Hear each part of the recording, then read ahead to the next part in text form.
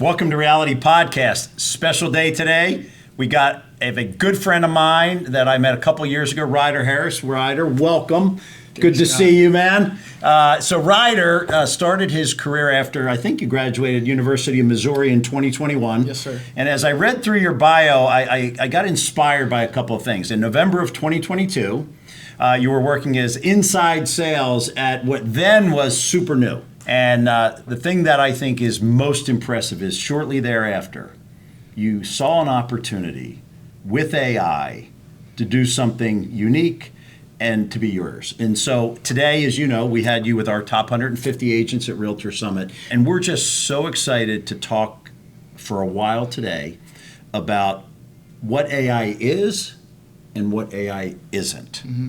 And so I'm just going to start rolling and just say, welcome to Reality Podcast. How you doing? I'm doing fantastic. Thank you for having me. I mean, seeing you guys, you and the team, Amy, Mark out on the road, you guys are my favorite people to see. So it's been a blessing to get to do work with a lot of you guys, get to travel around, and it's just such a blessing to get to do what I do. I mean, sometimes I get a little bit tired from the travel, and then I think to myself, I could be doing something else right now that I did not like. So getting to travel the country and, teach so many people how to use these groundbreaking tools, these historic tools that, we're going to look back on this time and it's going to be known as the AI boom. So for me to be a name that people come to learn about it is something that is very humbling and very inspiring. So super excited to be here and looking forward to talking with you more. Great. Well, you hit it out of the park today. Our team has, all we've gotten since the end of it, which was only about an hour and a half ago, is questions about when can we have Ryder back and when are you going to have webinars and when. And I think one of the great pieces of advice you gave today was take one thing I shared today and focus on that, because it can be overwhelming. Definitely. It can be intimidating.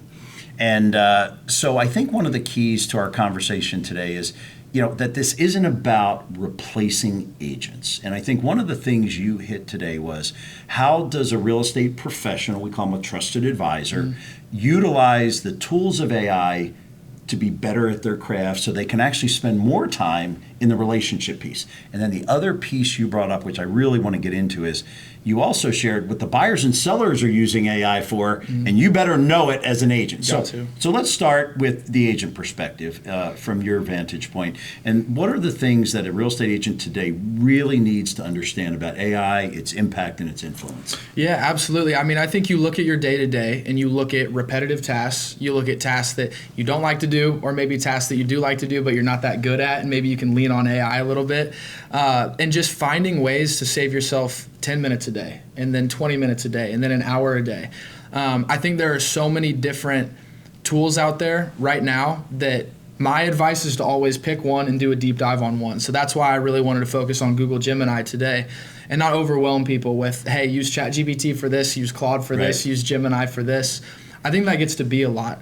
So, you look at the agent aspect and you think, social media. I need a social media presence, but I'm so busy, doing these tours, taking these phone calls, marketing this property. I don't have time for social media. So maybe I can lean on Gemini to generate scripts for me. Maybe I can lean on Gemini to generate images that I can post on Instagram and Facebook for me. And if that's just one use case right there, where if it can save you 10, 15 minutes a day, and then not only do that, but also boost your presence online, which, like you had hinted at with how buyers and sellers are now using AI, right. You've got to have a digital footprint or else you're not going to show up in those AI answers. So that's why my advice, and like you had touched on with just implement one thing today, that's my biggest advice is for agents that aren't taking a shot at it yet. Test a few different use cases, see what it's good at, see what it's not good at, because it's not good at everything. Just find your way into saving 10, 15 minutes a day and then keep it rolling from there. So why do you think agents today are intimidated, or may be intimidated, by just the thought of AI? What is your perspective from just this, as I said, overwhelmed, intimidated, nervous, anxious, scared, whatever those words might be? Yeah. What's your why from your perspective? Yeah, that's a great question. I think that goes for any job title that you could say that's intimidated by it, but especially one that is so personable and so human connection oriented. It feels a little funky to rely on this new software, this new tool. to help you accomplish what you want to accomplish. People have also done what they've done for so long a certain way that a lot of people are like, if it ain't broke, don't fix it.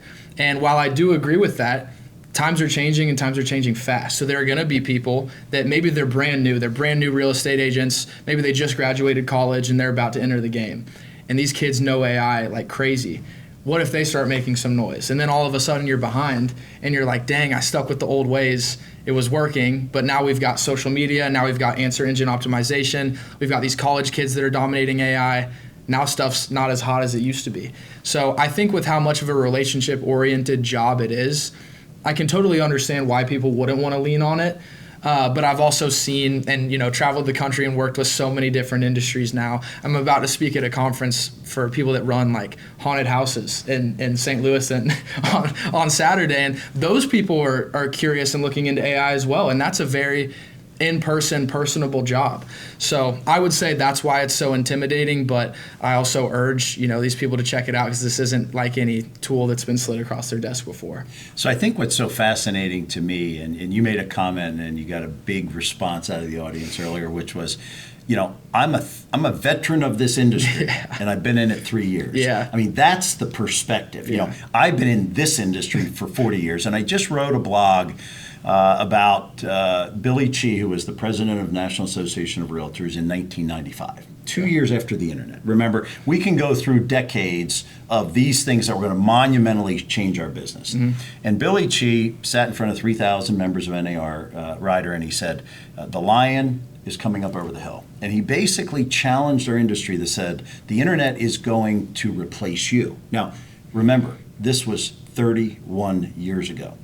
Fact is, in 2025, 91% of every seller listed with a real estate agent, the highest percentage ever. And I think AI is going to have a very similar effect to the internet. Mm-hmm. And that is, it's not going to replace us. However, if we don't embrace at least some of it, there's probably a chance you get left behind. Do you think that? I think it's very possible. And the cool thing and the fun thing about it is no one knows for certain. Yeah. And that's why I love this industry so much. And that's why I can be a veteran at 3 years, is because there is no playbook to the future. No one has a crystal ball and knows exactly what this is going to look like. So it's everyone taking their experience, looking at what happened with the internet boom, now seeing what happened with the AI boom. And there's so much of this fear-mongering when it comes to AI. But like you had said, I think it can just be a tool or a crutch that you lean on to make yourself even better. This position is never going to get fully automated. People are going to want to deal with a human when they're buying a house. That's just how it's going to be. Right. A lot of the repetitive tasks and a lot of the admin work, we may look back in 20 years and be like, wow, I can't believe we used to do that manually. And now it's all just automated, it's documented, it's tracked electronically, and the paperwork is super easy and you don't even have to go through all these hoops anymore. So I think it is going to continue to evolve. It's going to be a completely different game. And I think the people that at least are willing to embrace it and check it out, they don't have to change everything about their day-to-day or how they go about business. But I think the people that are curious about it and attack it are ones that will have an advantage for however the game has changed in the next few years. Excellent. So one of the things you shared today, and you asked a question because some of us in the audience have heard you before, and at every session you share the 4 keys. Yeah. And I noticed you looked at me when you wondered, did anybody remember it? I will remember it now. But I think for our listeners and our viewers today, like as I listened to today, which as I said was really extraordinary, and that is those 4 things as we begin to use it. Why don't you just share, kind of briefly those 4 things, just so people can grasp it, because I think it prevents people from going on to ChatGPT, Gemini, wherever, and typing something in that is not going to be anything like them. Yeah. So you want to just go through that fairly quickly, the 4 keys? Yeah, for sure. So for the past couple years now, I've done, use these AI tools so much, and I've tested out different prompting strategies and what happens when I just tell this AI to write me an email, as opposed to when I give it all this information, tell it who I am, maybe have it act as a certain persona, and you compare the output, it's undeniable that a well-crafted prompt is going to give you much better output than a low-quality prompt. So I've been teaching a 4-step process. I didn't invent it. It was kind of just I tried a bunch of different combinations. I found some on YouTube when I started doing what I was doing. Then you see some on Instagram. So I kind of just made my version of a bunch of stuff that I saw and researched. But it's been assigning a role as the first sentence whenever I, am prompting an AI to carry out something for me. The reason you do that is these AIs are trained on so much data that you really want to narrow its focus and help it lock in. So you can tell it to act as a 20-year veteran realtor. You can tell it to act as a 10-year veteran social media strategist. And its ability to really take on that persona is very impressive, kind of a little bit creepy sometimes, but it can be super helpful and give you better work. So assigning a role and then providing a little bit of context is the second step that I advise people to take. That's the step where you say who you are, what you're looking to accomplish, and maybe giving it some background on a situation that you're dealing with. So these are already two things. By telling the AI how to act or the vantage point you want it to think from, and then giving it context on who you are, the business you work for, the situation you're in, those are already so many things that if you just went into an AI and said, write a social media post for me or, fix my website, it's going to do it. It's going to give you some sort of answer, but it's not super tailored. So assign a role, give context, and then give a command is the third one, where you're just shortened to the point, the exact operation that you want the AI to carry out. And then I like finishing by actually telling the AI to ask us questions, which I always get some weird looks in the audience whenever I say that one, but if you can do that, that allows the AI to analyze the role, context, and command, think to itself, what more ammunition do I need from this person to make sure I can carry out the task at a high level. When you do those 4 steps, what I've noticed is it's tailored specifically to you, the output that you have it generate, and it's also just much higher quality than a lazy prompt, because I think a lot of people get caught up in using these tools only to save time. Right. As opposed to save time and boost the quality of work. So if you take time for a well-crafted prompt, you boost both of those. So I love that. Save time, improve the quality. Yeah. That's an equation, right? Saving time and improving quality. It's interesting. While you were talking, I went on to ChatGPT because I have it on my phone. And I was writing a leadership blog on the importance and significance of mentors. And so I didn't do your 4-step, and I just went in and said, I think mentors are really important. I want to write a leadership blog. Here are the 5 mentors in my life, and write it. Came out. I then went and said, hey, I've been in the real estate business 40 years. I've been really fortunate to have 5 of the greatest iconic mentors in the industry. And I'd like to provide a perspective of what made them unique in building their companies and what lessons that I have taken from them that could be passed on, play it forward. And so what was interesting is as I began your prompts, it became far more real. And then I remember this from the first time is, AI will often hyphens, commas, hyphens. I mean, there are some things. And so then I went in and I said, eliminate, that. Now, I didn't use the word delve, but eliminate that, right? That's surprising. That one's all over the place. It's crazy. But it was interesting just in that. And the other point of that is that was all in 5 minutes. Yeah. That was all in 5 minutes. And I think that's part of the opportunity, but it's also part of the challenge. The other thing you said, and I want to touch on this. So if our listeners, viewers today said, okay, love it, I'm aware of it, you use the word curious. You got to have a curiosity about it. 3 things. So one of the things about our viewers, we could have agents considering getting in the business. We could have 1-year agents, 30-year agents, 10-year agents reinventing their business, singular agent wanting to build a team. So our listenership is really the broad spectrum of real estate professionals. The 3 things. What are the 3 things that you highly recommend that they do with AI to save time and improve quality? That's a really good question. I think it comes down to different things for each people, depending on what they are good at. I think everyone has their own skill set. Some people are really good at writing, so they shouldn't ever use AI for writing.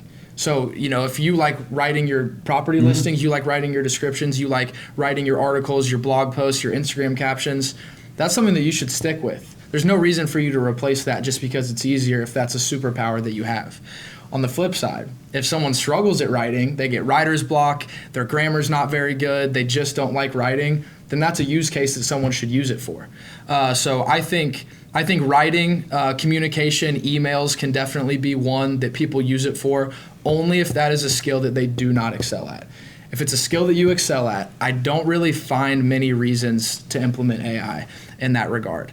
So I would say that for number one. I would say for the second is to learn new things. Lean on AI to learn new things. A lot of people are caught up in learning AI, which is great, but you can also learn how to use AI to learn new things. And that's where my superpower kind of is, and why I've been able to have so much momentum, especially over the past year. I've been able to work with so many different industries because I know how to use AI really well to research those industries and understand the pain points and understand where AI can be used and understand the inefficiencies. So I would say communication, I would say learning, and then I would say with the last one, if I had to give three, would maybe be creativity or strategic thinking. Or planning. So I think if you don't excel in planning and you're not a very organized person, I would say that you can even dump all of your weekly tasks that you need to be completed into an AI and say, look, I'll be straight. I'm just not the most organized person in the world. I need help planning out my week. These are the tasks I need to have done by here. And it can give that person an organized schedule. I also know a lot of people that, especially with Gemini, you can connect it to your G Suite so it can have access to your emails. It can have access to your calendar. So it knows all of that stuff. So you can go in and say, hey, look at my emails for this week on Friday. Help me organize my Monday right now. And it can do that. And it can look at all of your emails from the week, look at the action items you were given, look at the meetings you have next week, and help you plan in that regard. So those are three that I think are super beneficial.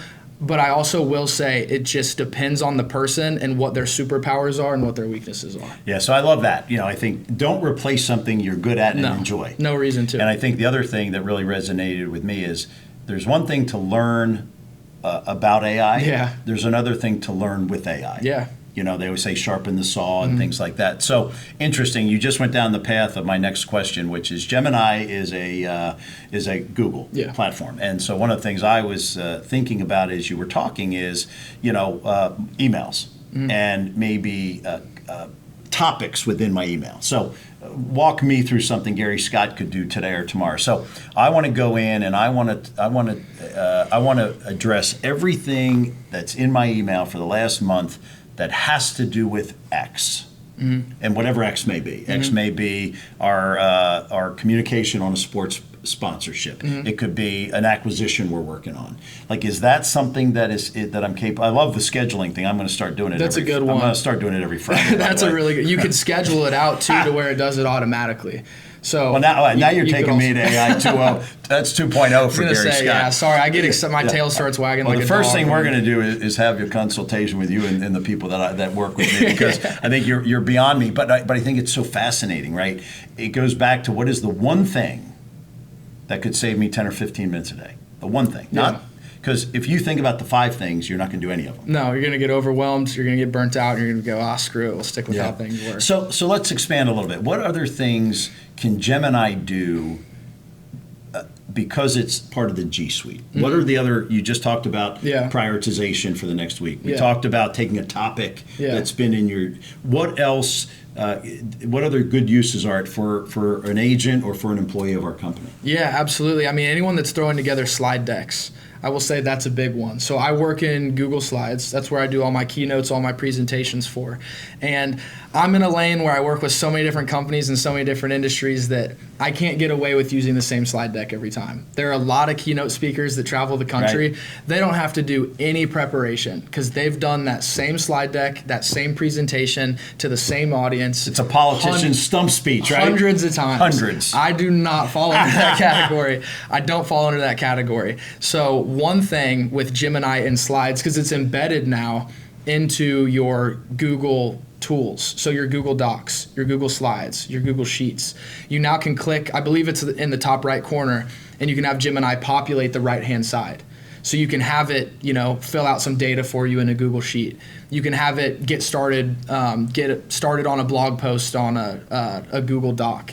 But with Google Sheets, if I want to edit a slide, instead of me manually having to rewrite it and do all these things, you can pop up Gemini on the right-hand side. You can select the slide. You can give it some instructions. Boom. It redoes the slide. Would have taken me 10 minutes. Did it in 15 seconds. So I have a question. So I may have 15 presentations in Google Slide. Can I give it a prompt to go into all 15 of them and create a slide deck based on a topic that I give them? So create a new slide deck. A new slide deck based on the 15 slide decks you have. based on a topic that could be interspersed In any throughout. of those? Yep. Yeah, because it should be able to connect to your Google Drive, so it'll know the presentations that you've made within Right. Google Slides.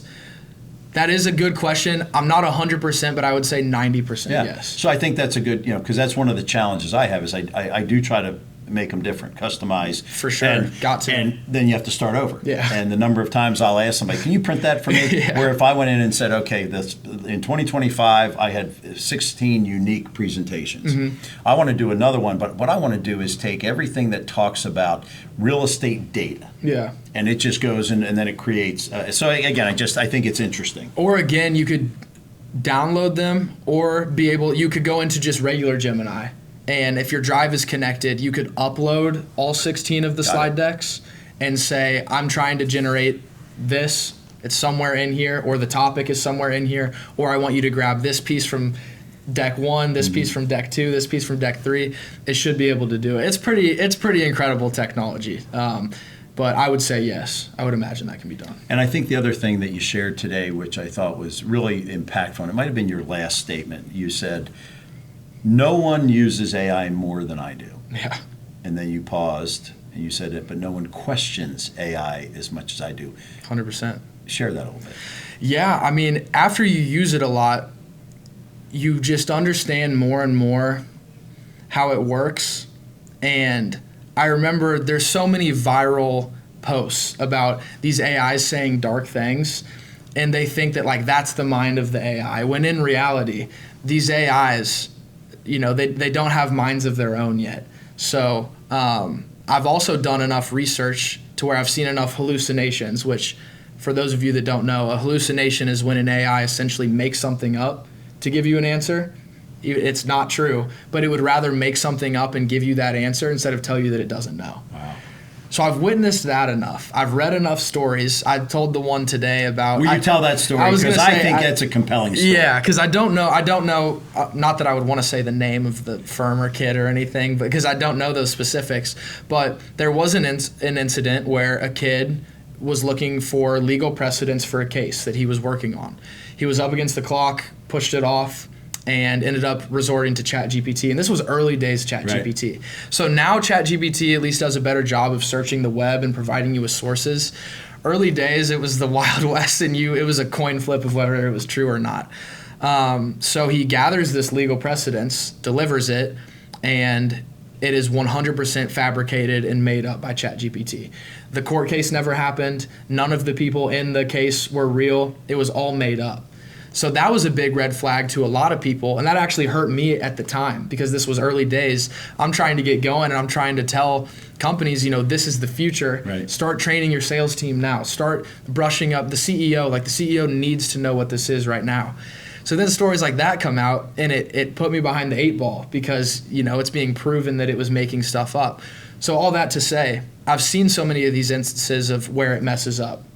And I know the AI tools so well now that I can almost tell when it's lying without even fact checking it, just because I've used it so much that I'm like, that was not a confident answer. Right. So all that to say, I've seen it mess up enough that I question it just as much as I accept it and am happy with its output. Yeah. Well, I think it's important that as we all increase our awareness of it and our curiosity of it, is that it's not perfect. It's not 100% perfect, and I think that's really important. I think the other thing that you talked about today was a really practical application, and it was to have Gemini help you in some planning and some strategy. I think it was over a 14-day period. So let's walk through that. So obviously open houses continue to be such a big part of our business, and inventory is growing in our business, and we're coming into the spring market rider. And I think what happens unfortunately is we go to an open house and I've got 5, 6, 8, 10 couples come through, and I have all best intentions of following up and following through. And one of the greatest stats is 80% of every sale is made between the 5th contact with someone and the 12th contact. And if you look historically in the open house space, somebody would come in when I was listing and selling years ago, somebody would come in and I would call them and they might not call me back, and I might call them again and they might call me back. And if you look at the percentages of agents that stop following up after like 3 or 4 times, yet 80% of the sales are made from 5 to 12. Yeah. And so it's a math problem. And our team knows that that's one of my favorite phrases. Everything is a math problem to some degree, right? We're in a relationship business, but it's a numbers game. It's just the way of the world. And so you gave an example today, which I think was really compelling, was you have an open house. You then go into Gemini and you ask Gemini, using your 4 principles and prompts and things like that, of how Gemini can set up your follow-up, follow-through over a 14-day period. So you're connecting with those people 5 to 12 or 5 to 7. Yep. Want to just walk us through that? Yeah, absolutely. That was a super simple prompt that I thought made all the sense in the world, because everyone follows up from, an open house. But can you stick with it? And I feel like just having an AI generate a plan for you that you're like, I'm not going to follow it to a T. You don't have to follow anything to a T that AI generates for you. But to have that plan that exceeds the 5th touch or exceeds the 7th touch, to at least stick by that and hold that person accountable to continue going, is all the nudge you need. Because what if you go over because you stopped at 4, but because you use little AI to draft a 7-step follow-up process for you, and then you closed 1 on the 6th. I mean, that's a deal that you got as opposed to you didn't, because you were willing to lean on an AI to just help you stay organized. Again, you don't even have to listen to the exact copy that it generated or send out the exact copy. But if you just followed the structure of what it generated for you, I mean, that's the difference between closing a deal and not closing a deal. 100%. That's literally the name of the game. And that's what I try to explain to people is we're not automating our entire careers here. It's a little tool that if it can nudge you in the right direction, no matter what the use case is, I mean, that's what it's here for. Awesome. So I think one of the things that I've asked you a couple times, what should they start doing? What should we start doing? So I'm gonna shift the script. I'm gonna pivot. You used a great pivot slide today, by the way.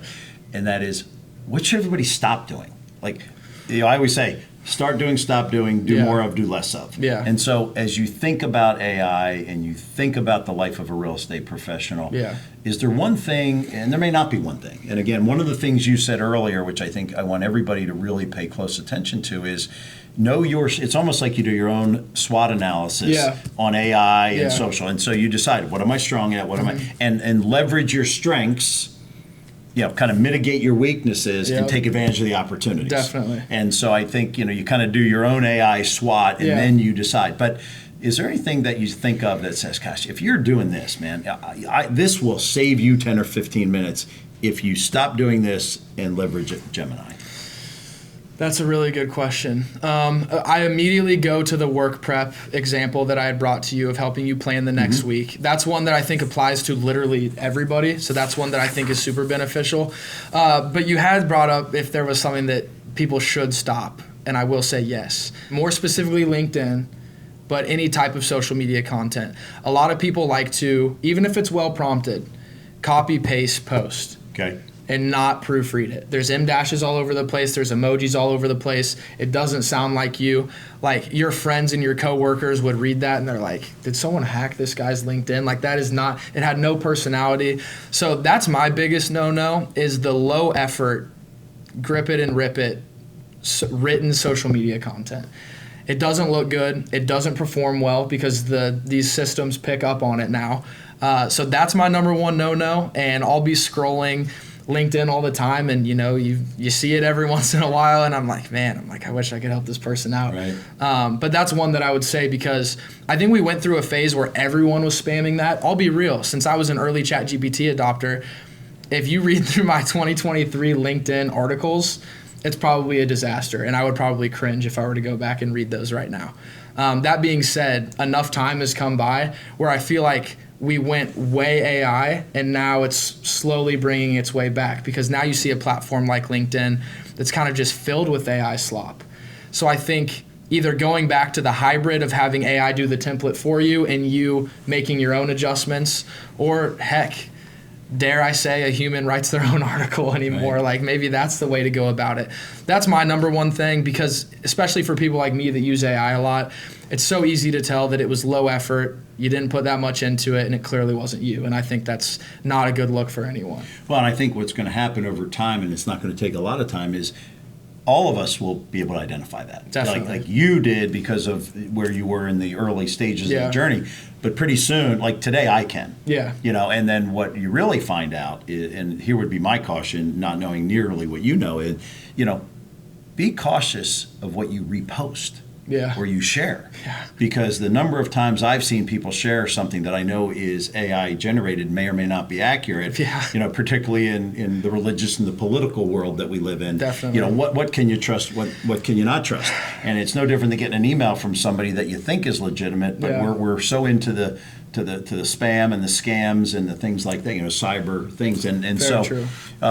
Interesting. So it's in techie. So one of the things that I did, and I think Brian Kegel near the end asked the question. So I kicked off the meeting, if you remember today, and I said, AI, artificial intelligence, and then the next 4 that I'm going to share, which I kicked it off with, were not mine. I picked them up from other people. So it wasn't AI, but it was from actually human beings. There you go. I can actually tell who gave them to me. So Dave Sanderson, Dave Childers, Mike Staver, Matthew Ferrara, because they're national real estate speakers, are trying to make sure that the real estate community doesn't violate what Gary Scott calls the pendulum theory. So if you imagine a pendulum, and you just talked about it, what happens is every time we overcorrect, like the goal of a pendulum is to go like this. Yeah. And what happens is I make a decision and I go right through the sweet spot, right? I go from not using AI to having it do my remarks, and I don't proofread it. So I've gone right through the sweet spot. Right.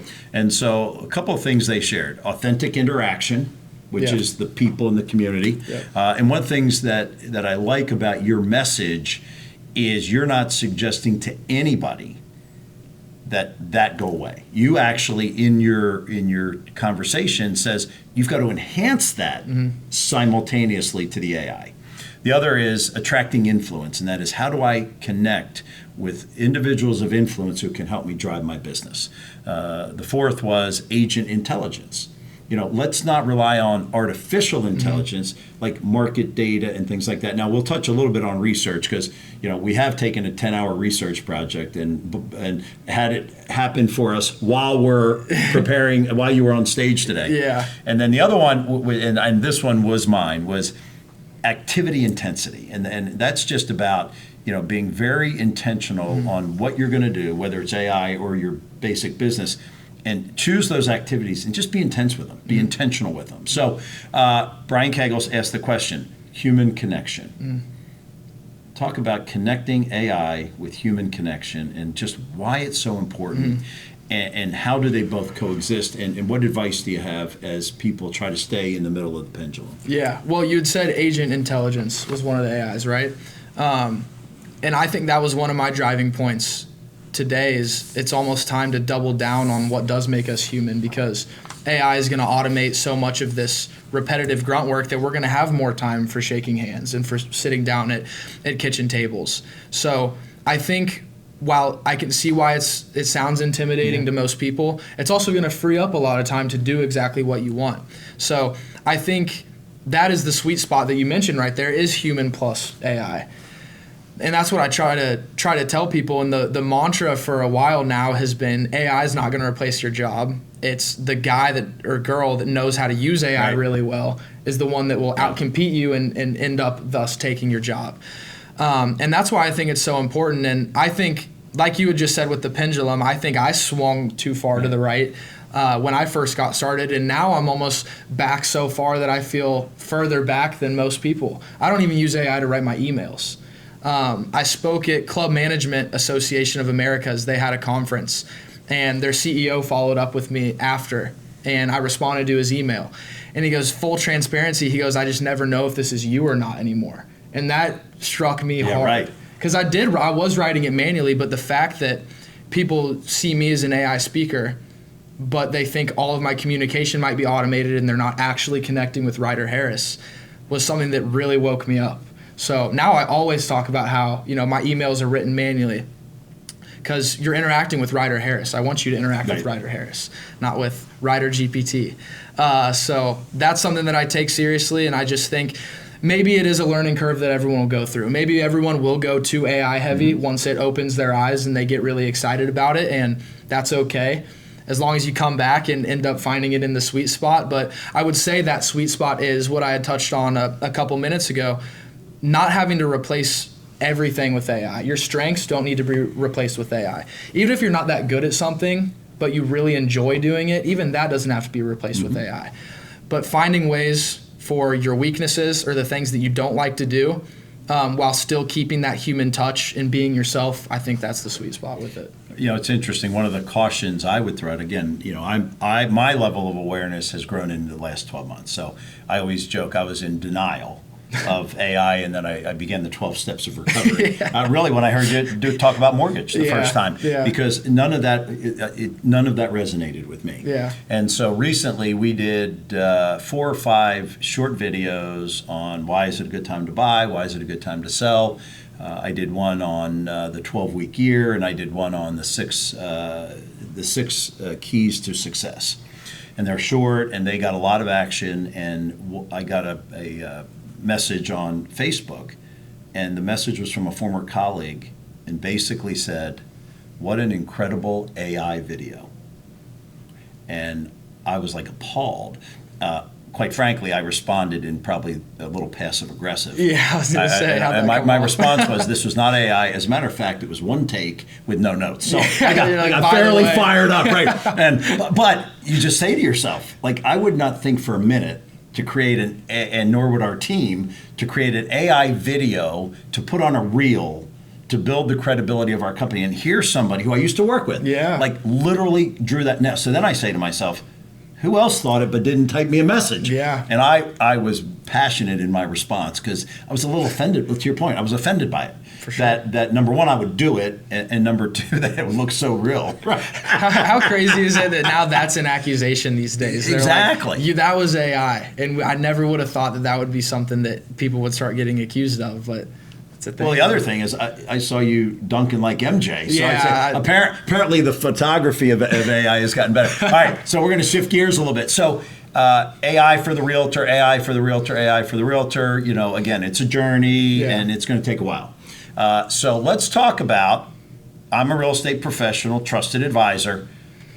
What are the buyers and sellers doing? So that when I'm interacting with them, I have to have an awareness not only of what I can do, but what are they doing? And you're gonna. It's kind of like it's like this. Like they're pressing, right? Yeah, basically. So you did a great job today. Buyers and sellers, again, just at a high level. What are the things they're doing as they prepare themselves for the home ownership journey? Yeah, this was so much fun for me to look into. It was about a 2-week journey of me really doing a deep dive on it, because I've studied answer engine optimization for the past couple months now. Which, for those of you that do not know, answer engine optimization is the future of how people will be discovered on what is now known as the internet. So what we're starting to see is people are ditching the traditional Google search of you put in some keywords, it responds with 10 blue links, you click on each blue link, you read each for yourself, you come up with your own opinion, and that's that. Now we ask an AI question, and AI does that research for us. It finds what it thinks is the best answer, and then it delivers us that answer in a written format. So that piqued my interest, and what I started to realize is people are not only going to use this just for everyday tasks. They're going to use it for things like buying homes, finding realtors, finding properties, finding the city they want to move to, learning more about that city, learning about the schools in the area of a listing that they just found. So that's what's so interesting about now the buyer side, because I never thought about it from my perspective whenever I'm trying to do, consulting retainers or land a keynote or land a workshop. I never really thought, if this person searches me on AI, how do I come off? Right. I never thought about that. So as I did a deep dive on this topic, it was super eye-opening to me, and that's why I was super excited to educate your team about it, because I think 99% of this industry is not thinking of that. Totally. But if we can now go into a meeting understanding what this buyer may have found by looking at AI that's different than what they would normally know, that gives us a big advantage, and now you're not flying blind, and they're not going to blindside you with, yeah, I did a bunch of research. I did 20 minutes worth of research with ChatGPT. This is listed at 600,000. ChatGPT said it makes no sense for me to go above 480,000. So that's where I'm sticking. And now we're like, what is going on? So my main thing was not only search yourself using AI and see how that pops up, but also search maybe a property that's listed. That way you can know what buyers are going to come in with, because buyers are more informed than ever, because they will get a lot of correct information, and they'll get a good understanding. There's also going to be times where that AI hallucinates, and maybe they're going to compare a house that was sold down the street a couple years ago for this price, and it was completely made up by ChatGPT. Wow. And now that's something the agent has to deal with. So they will be more informed or misinformed. But what I found with research is they're very opinionated now, because they feel very strong about the research they conducted with AI, and they're very confident in it, because ChatGPT and these AIs are very convincing when they present you with information. So I think agents, at least being aware of that, can give them a huge advantage, because eventually 100% of buyers are going to be running stuff by AI before we know it.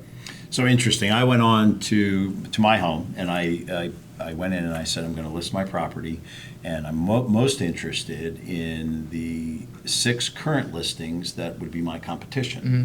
And what was interesting is I clearly didn't give it enough prompts, because it came back with the 6 listings in my subdivision that had ever been listed, which was not my question. Right.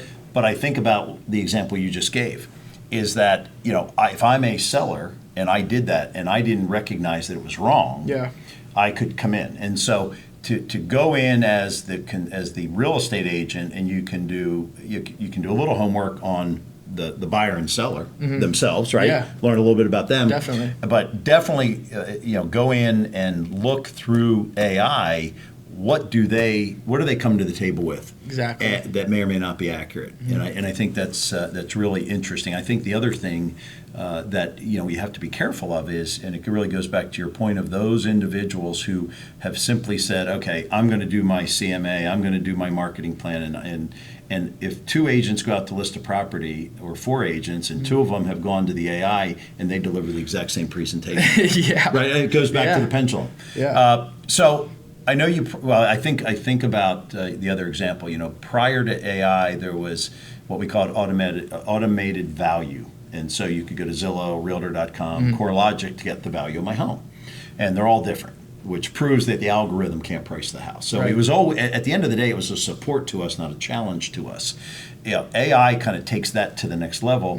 And what it does is, me as the agent, I can go in and say, if Ryder went in and asked for these 3 AVMs, what price did they give? So I know, to your point, that you came in thinking it was this price, this price, this price. So I know what you know. Yeah. Where before I would have had to go in, plug it into those AVMs myself, and very few people were doing that.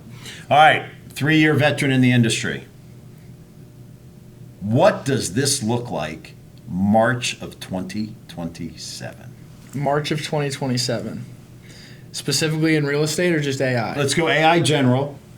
Then we'll come back to real estate. And I know you do a lot with mortgage, so we'll talk a little bit about that. But AI in general. Okay.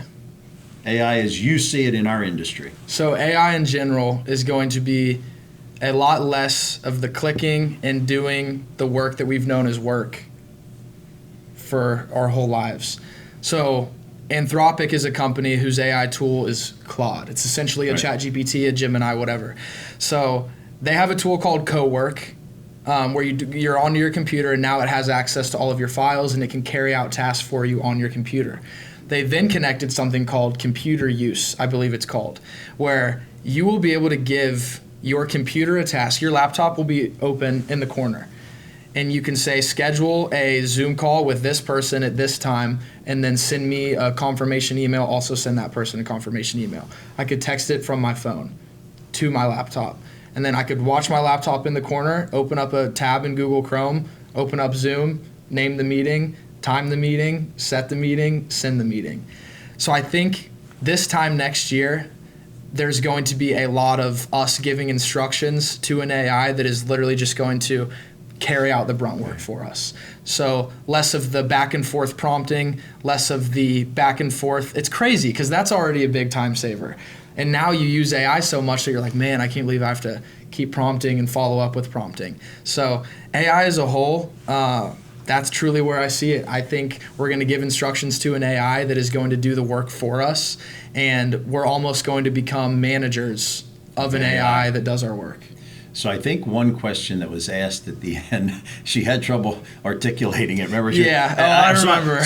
So I think I know. So she was asking, can you? Is there a platform to train the people that work for me? Because I'm not going to it was like a layered approach. Yeah.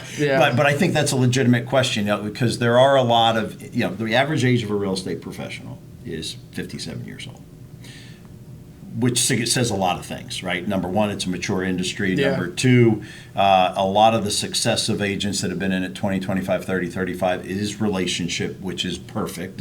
But the world is changing. And I'll share with you a story which you will appreciate. And I have a good friend of mine in the financial services business, a financial advisor. And they just replaced an executive assistant who left with Copilot. Just completed it. Yeah. And the comment back to me was the early returns, it's unbelievable. It speaks to what you just said. You go into the CRM, you say, here's what I got to do, and it's doing it. And so, I think that, there is a reality, I think, out there that some jobs in the world, now I loved what you said earlier, it's not going to replace jobs, it's going to replace people who don't utilize AI to do their job more effectively, efficiently from a time perspective. So 12 months real estate business, what do you think? A lot of the brunt work, a lot of the admin tasks, a lot of the paperwork, a lot of the back and forth, I think that is just going to continue to get automated more and more and more. And it's just going to be more in person. It's going to be more shaking hands. It's going to be more sitting down like this and talking, and the agent taking notes and doing a good job of understanding exactly what the buyer wants. I think it's just going to free up a lot of time for the in-person human stuff. And that's why one of my main messages towards the end today was double down on being human, because the good with AI is it's going to take away from all of your time sitting behind a desk going like this. So as we can automate more of that, it frees up more time for you to be out and about and interacting. And I think that's definitely the bright side to it. I could be wrong, but that's what I think. So double down on human connection. I love that. Yeah. I shared a story recently. So I grew up in the real estate business, worked for my father, and back in 1993 when the internet came out, I'll never forget, he preached to us all the delicate balance between high tech and high touch. Now, we've all heard that saying before. I know my father did not invent it, but he was the first guy I heard it from. And one of the things that happens is the more things change and evolve, the more things stay exactly the same. And what you have said today and continue to say here as we get a chance to chat is you're going to double down on high tech, high touch. Because you're going to double down on human connection. We talk to our sales team all the time about HPAs, which is a high payoff activity.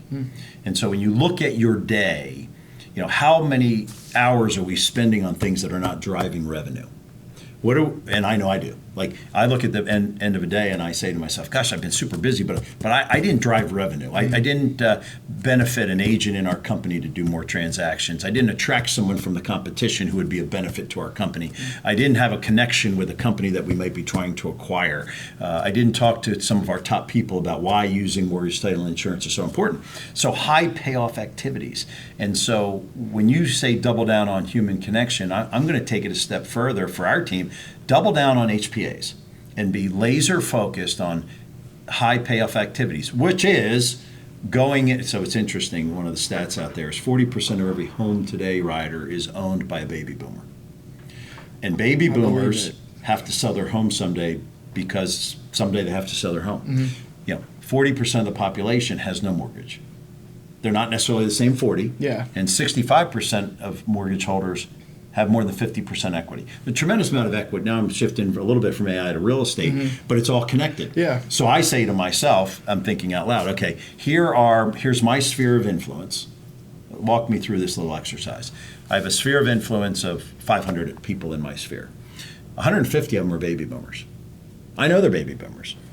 And and so I want a strategy to connect with the baby boomers because I know they're going to be selling their house. Yeah, and so you could go into your journey of Gemini and do all your 4 things and my 150 names because they're in my Google contacts. Nice.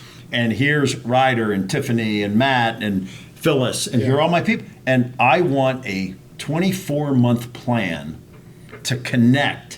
And I want it to include what we call a home physical. A home physical is I come out and I give you an assessment of the value of your home and I identify the things that you might need to improve and expand. Because every one of those people is going to become a seller. And what we'd like to do is educate them on the process because part of our challenge is that too many consumers out there, too many homeowners, too many maybe homeowners are reading a headline and they're not really understanding what it really means. And I think I always say that the media is one of our challenges in this world because very few people read onto the second page and they read the headline. Yeah. And they read the headline about the real estate market and it happens to be about Texas, not Charlotte, North Carolina or Asheville, North Carolina. By the way, first time to Asheville, North Carolina? Second. Yeah. Pretty nice, isn't it? Love it. Yeah. The view was crazy. It's amazing. Yeah. So the other thing is I think about your schedule. I think my schedule's crazy. Today, Thursday, March 26th, I fly from Las Vegas to Asheville, North Carolina, which is just getting renovated after the tragic Hurricane Helene. And you arrive at the Omni Grove Park Inn, which is just phenomenal. Yeah. And you talk to 150 of the top real estate performers in our area. And then you'll get on a plane and you'll go to the haunted house convention.